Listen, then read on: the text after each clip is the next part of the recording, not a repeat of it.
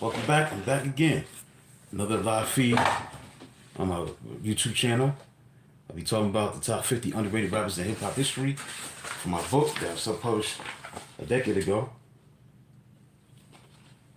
This time it's going to be about the D.O.C. What could have been. Definitely he's the epitome of what could have been, man. We talk about an MC that was definitely off to a great start in '89 with No One Could Do It Better.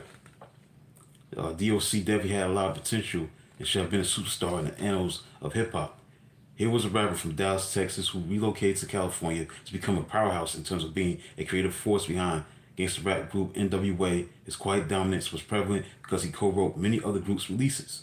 This is why the D.O.C. is on this list as an underrated rapper.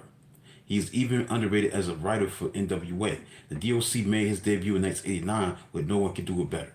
The album was a #1 hit on the top R&B hip-hop albums chart for 2 weeks. But the 2 hits off the album was It's Funky Enough and the D.O.C. and the Doctor. The album went platinum 5 years after the release. This album was the highlight of the D.O.C.'s career before months after his release. He was unfortunately in a car accident where he nearly died, but he survived.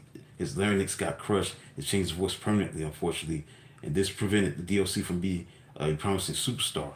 He didn't release another album until 1996. But overall, the D.O.C. wasn't your typical West Coast rapper.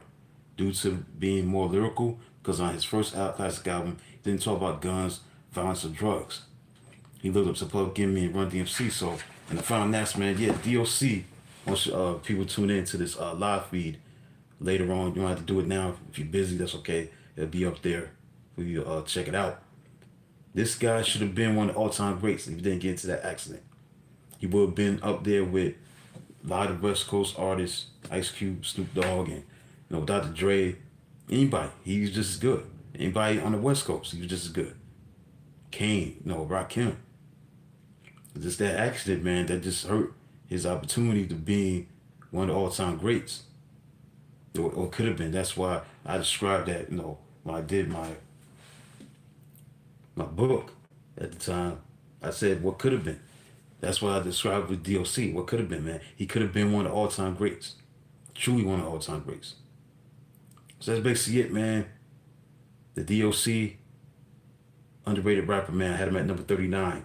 So I'll come back at the bottom of the hour, and I'll be doing one on number 38, who's the 38th underrated rapper in hip hop history, according to my book that I wrote a decade ago. Till then, talk to you soon.